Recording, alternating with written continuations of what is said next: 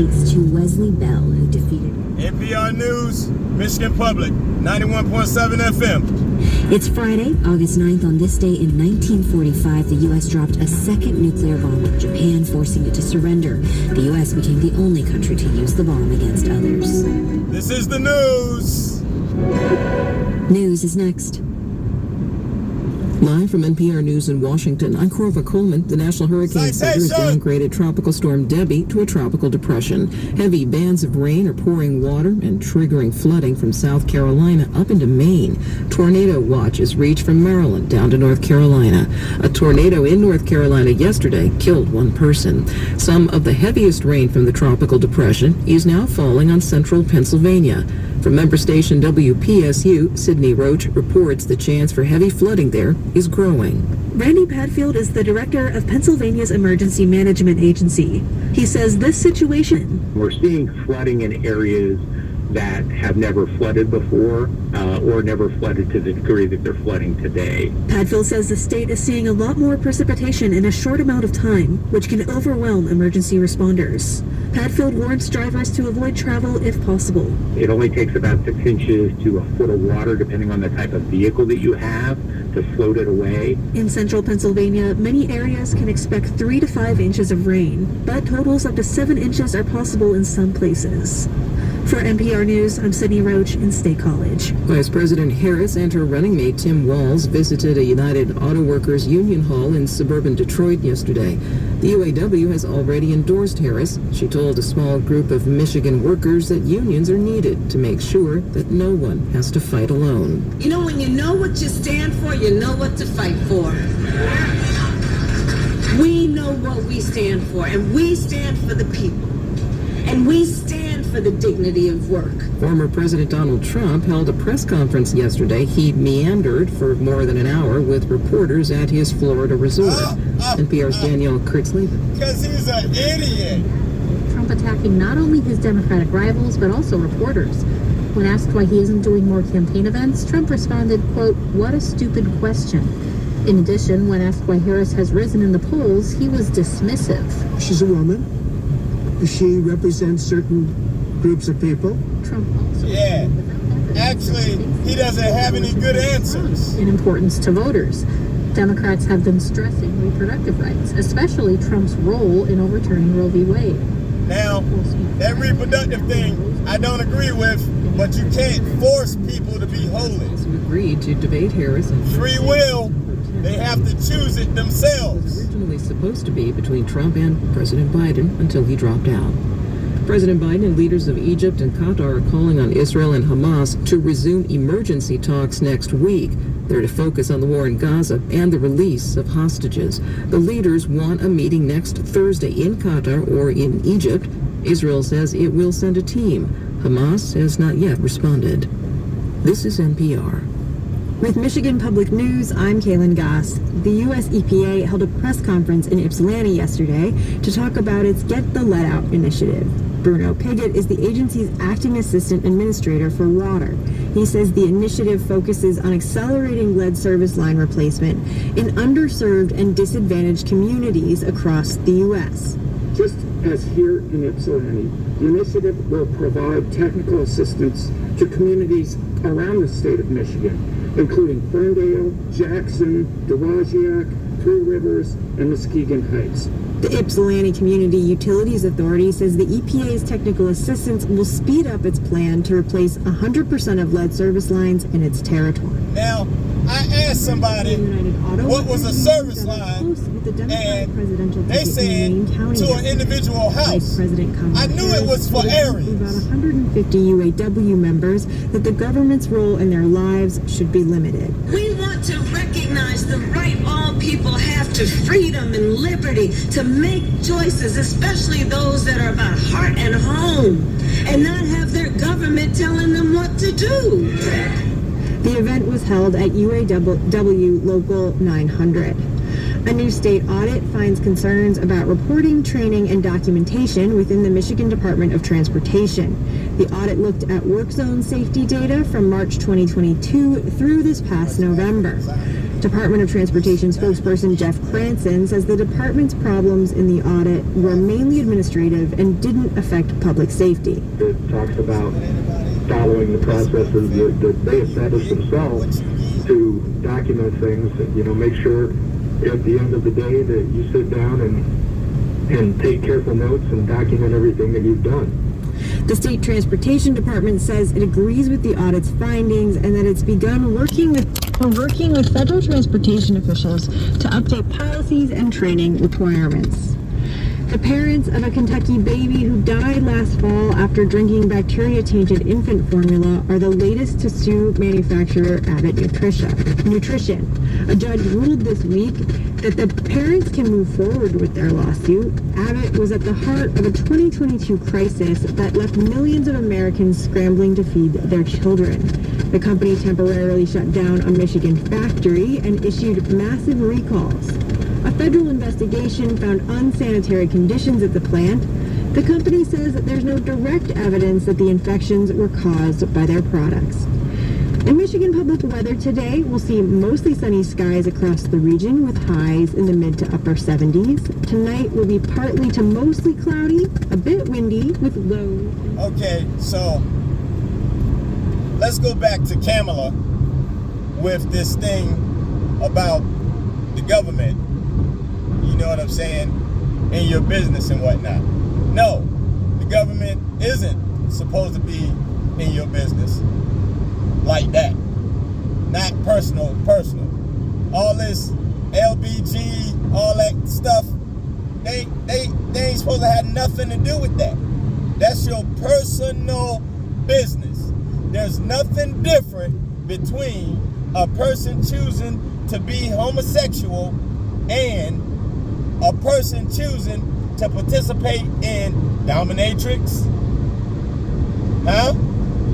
It's all their personal business. Ain't nobody born a dominatrix. Just ain't nobody born a homosexual. It's a choice that you make based off of the knowledge that you have. And if you have limited knowledge, then you may make a mistakeful choice. It's just that simple. Now don't get it twisted. I understand there's people out there who say, oh, I feel like a man even though I'm a woman. Or, oh, I feel more like a woman than I've ever felt like a man. Hey, I totally understand that. Totally. Because I'm intelligent. I understand that there's a such thing in the world called birth defects. And when two people that weren't supposed to have a baby together because they're too closely related, when they actually have a baby together, hello, guess what?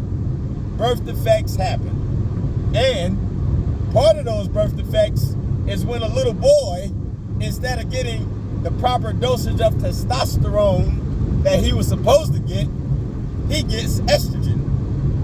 Or a little girl, instead of getting the proper dosage of estrogen that she was supposed to get, she gets testosterone. It's very easy to see how the mix-up can occur and how it can confuse the individual. But I guarantee if you go get a test done, it'll tell you that you got a level in something that you shouldn't have. And that's probably why you're having those feelings. How about doing it the right way? How about fixing it the right way? See, these doctors are scrupulous. You know what I'm saying? For the simple fact, they sitting up performing procedures, prescribing medication, and they know the patient don't need it. The first part of their Hippocratic oath, which is funny they named it that, so close to the term hypocrite, is do no harm. And they're totally doing harm. Getting people hooked on prescription drugs and getting people to do surgeries and treatments that they don't need. What's more harmful than that? But I digress. It's time out. that we stop falling for this stuff, people. Stop falling for this stuff. They're making a mockery of you. A mockery. And getting paid in the process. Off your pay. Paid off your pay. It's sad. But it's what's going on. And we, as people, need to realize what's going on and take steps to prevent it. There are so many things going on in this world right now. But we can only tackle one at a time. One at a time. So, yeah. Let's see what they got going on in the news.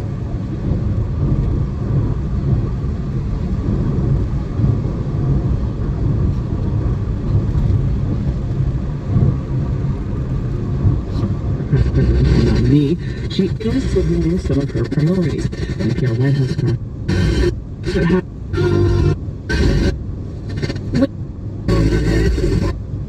in bold yet broad terms.